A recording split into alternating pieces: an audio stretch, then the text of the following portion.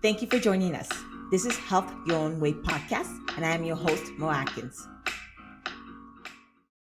Welcome to another episode. Today, we're going to be talking about how to modernize your ruby slippers and find your home in this life. Yes, I said ruby slippers. So we're going to be talking to Julie DeLucca-Collins. She's the founder and CEO of Go Confidential Service, and she's a business and life strategist coach. So, Julie, I said a lot. Okay. You said a lot. It's all good, and thank you so much for having me. Um, I love this topic, and I think that it's a topic that I want more women to hear. Okay. And the reason that I came up with modernize your ruby slippers, I think that there are so many roles, right, that we are living under that require us to use old thinking or old ruby slippers, right? Or you remember when the movie, and that's from The Wizard of Oz, of course, if anybody doesn't know. The Wizard of Oz, you see the ruby slippers, and there are these fancy little pump shoes that look pretty stiff and uncomfortable. But for many of us, we end up just assuming and stepping into the shoes that we feel like, okay, these are the things, and that's what we need to step on. And the reality is that we live in a new world. And it's time for us to, one, if we're not into like little high heel shoes, don't wear them. Yes. If you you have the power to be able to become a different version of yourself. You have the power to really define, what your special shoes look like, and do they have to be red, and question it. Because when you really create this new definition for yourself, then you can go in the quintessential quote unquote home. And home is who you are meant to be, living the life that you are meant to have. And I'm so passionate that we need to stop measuring ourselves up to the roles or the designs that have been created prior to us. And yeah, that's a little bit of what the topic is about. So then let me ask you a question. When you thought of ruby slippers, what was the old mentality of what people thought ruby slippers should be? Like, I want to give an actual baseline so people understand. Sure.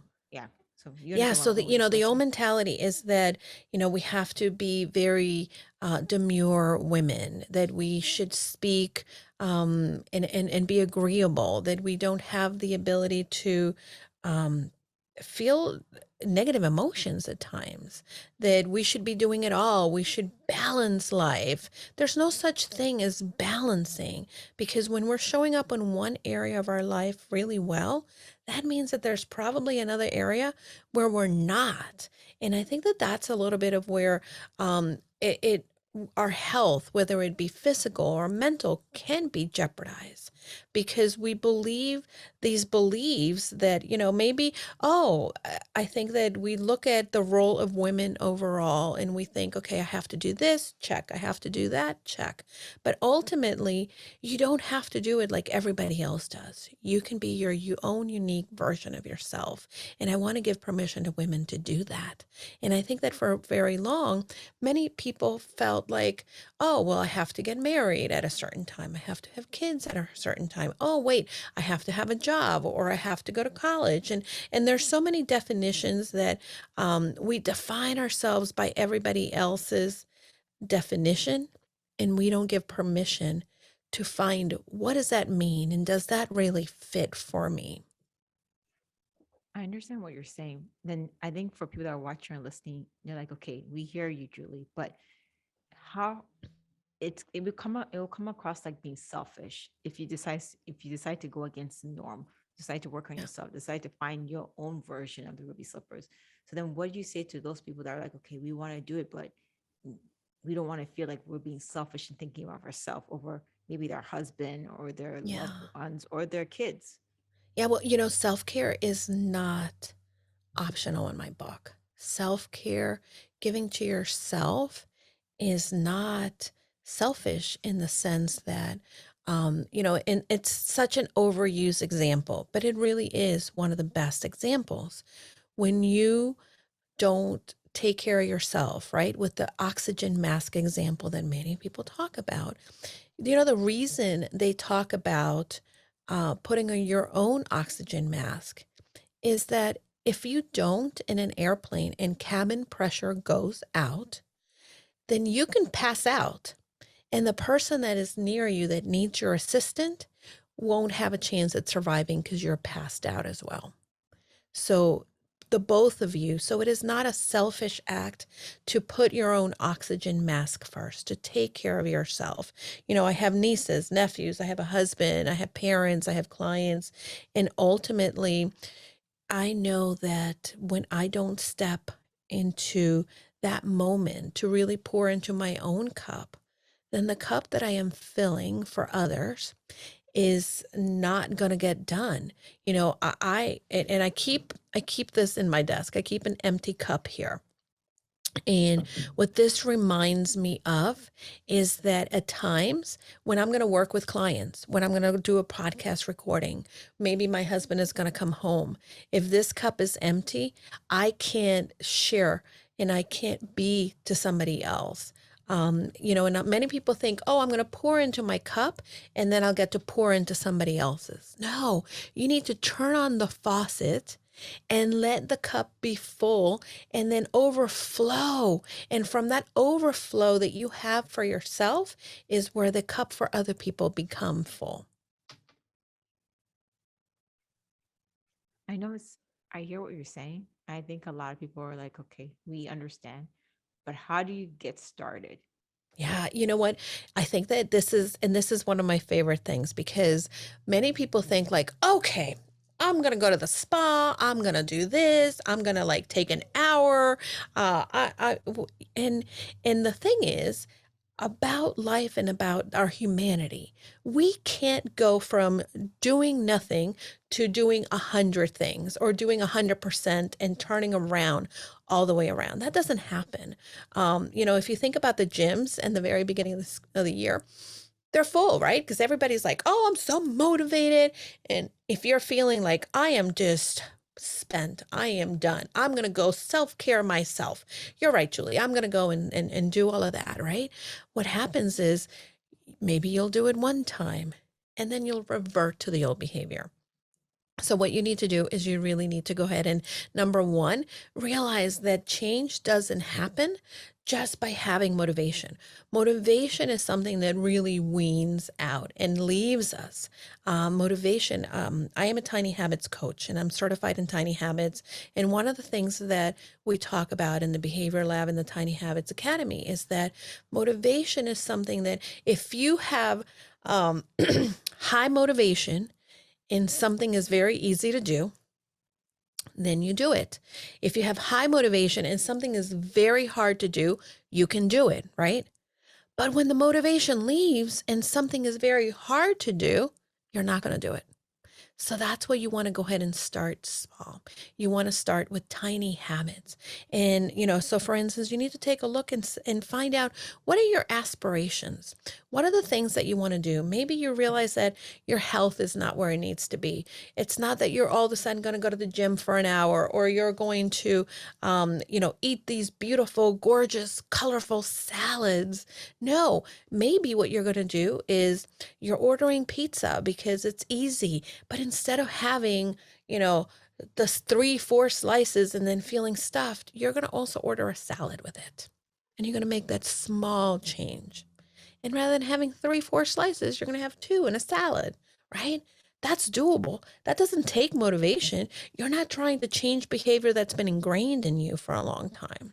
The same thing with maybe drinking water. Maybe you're not drinking all the water that people say that you should be drinking. But maybe you just started, you know what? First thing in the morning, I'm going to have a glass of water next to the bed and I'm going to drink my glass of water. That's a little bit about when you realize that you're doing these things like, hey, I'm the girl that drinks water every day. Or I'm the mom that in addition to having the pizza because it's easy and it's been a long week and my kids had soccer and this, I make a salad. right? And if you start to make these changes, then what starts to happen is that you realize, like, oh, I did that. And you begin to feel a little more confident. And then you start to adopt something else and you can add an additional thing, right? So maybe rather than ordering pizza from the takeout joint, you're going to make it at home, right? And then you're like, oh, we're the family that cooked the pizza. We might as well, we can cook together and do something different and start to create these simple, small steps that allow you and create momentum. Your brain changes when you feel good. So the more that you do things in a small, tiny way, and the behavior is easy to implement and easy to keep up, then you're going to want to do more things. And that's really the place where you should start, because change doesn't happen just because you're going to do it 21 days, 51 days, 61 days. Change is going to happen because you are proud of who you are becoming.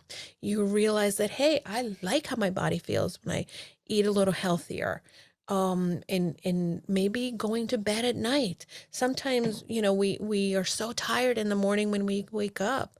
But the reality is that we're tired because maybe we went to bed and we were scrolling for an hour. And then maybe we say, hey, tonight I'm going to go to bed and I'm going to put the phone down. Or maybe rather than scrolling for an hour, I'm going to set a timer that shuts off my phone and then half an hour in. So you're creating this small incremental places where you're seeing success. And the more success that you have, the more that you're on your way to becoming the person that you want to become. You've said, I think for me, you've said a lot of things that a lot of people should hear more often. Motivation takes you only so far.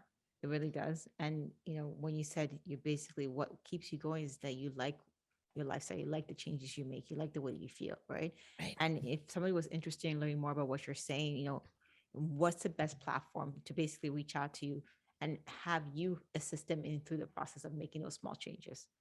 Well, the best platform to really reach out to me is, I'm on all the platforms, Julie DeLucca-Collins. You can go to the website, which is Go Confidently Services, and there's a lot of resources there that people can download. But also, I love Instagram. I'm on Instagram a lot. I tend to hang out there because it's a great place to really be able to connect with people. And we're visual, right? We really like being able to see and hear people. So that is one of my favorite platforms for sure. I appreciate you saying that. We're gonna have that in the show notes as well as in the video. That said, before I let you go, what's next for you? Should we know about Julie that you would like to share with us?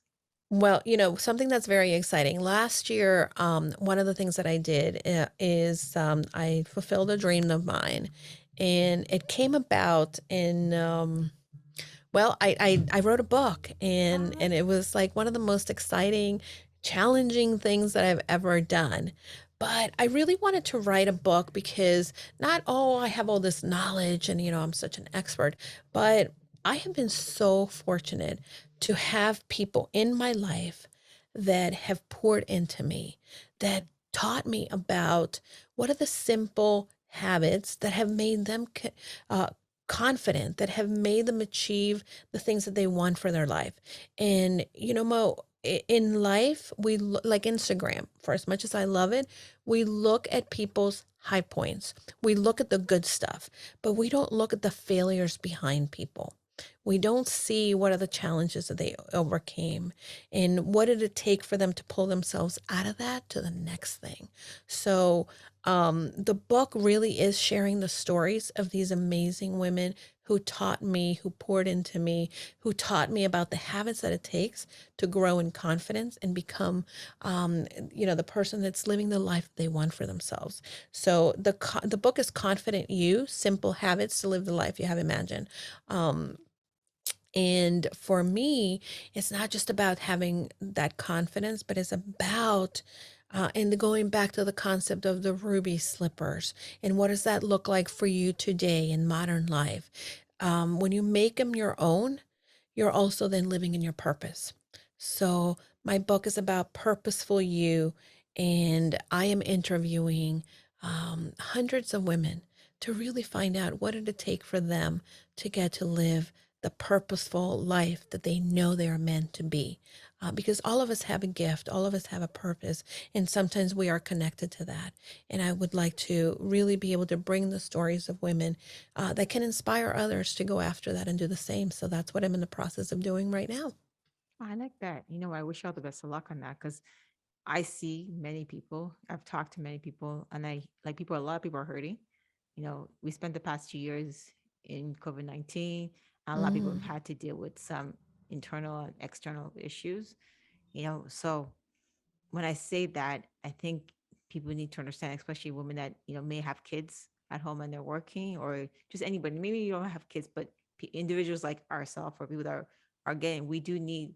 Sometimes you just need to hear somebody else's story to realize that you're Hmm. not alone. You know what I mean? Absolutely, 100%. And I think that, we normalize that.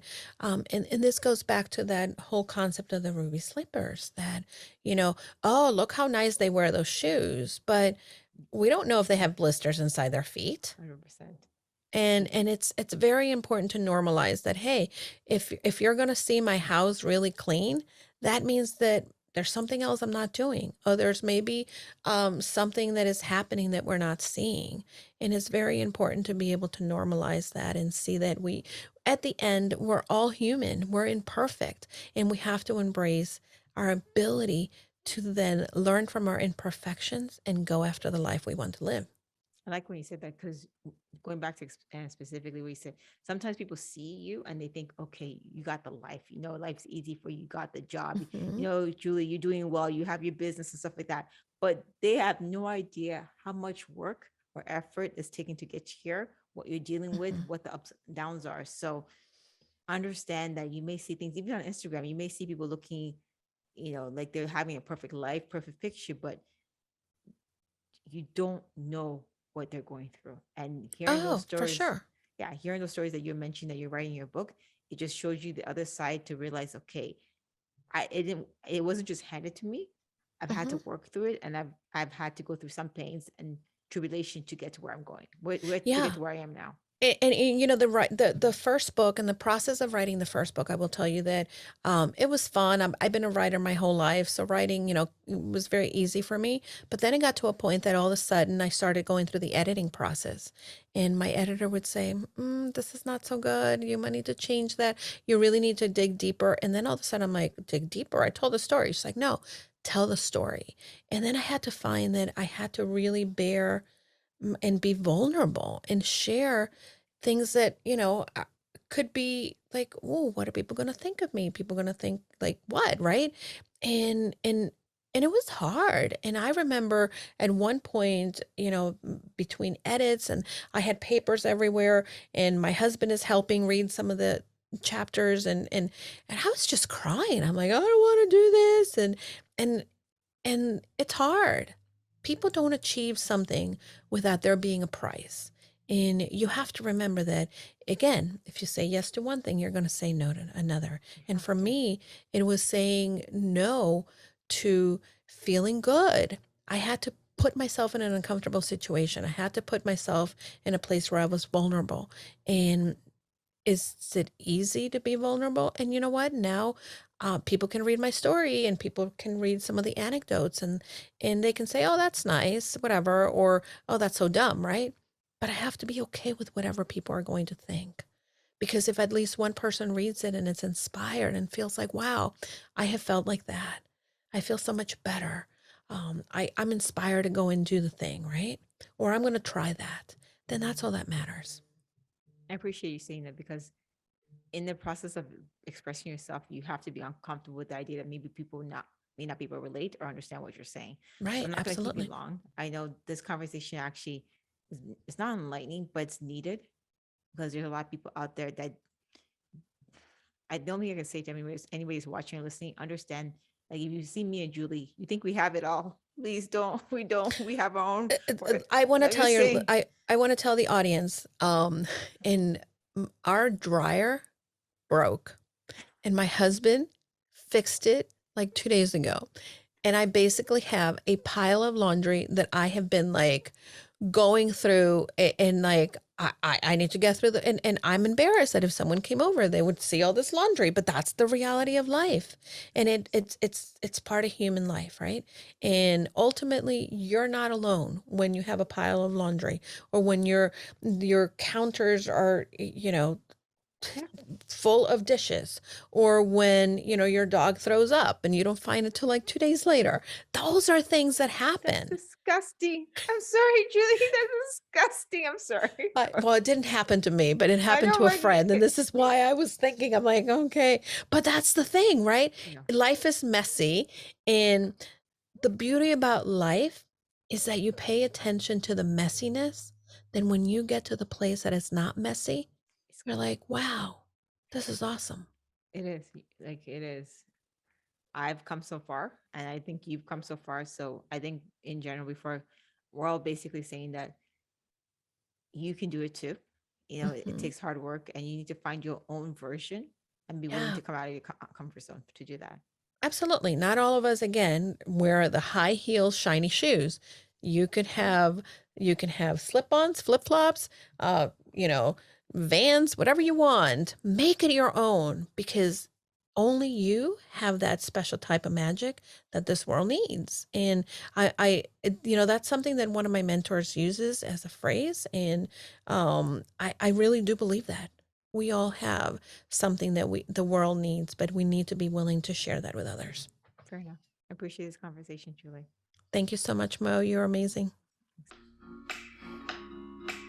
We're glad to have you join us.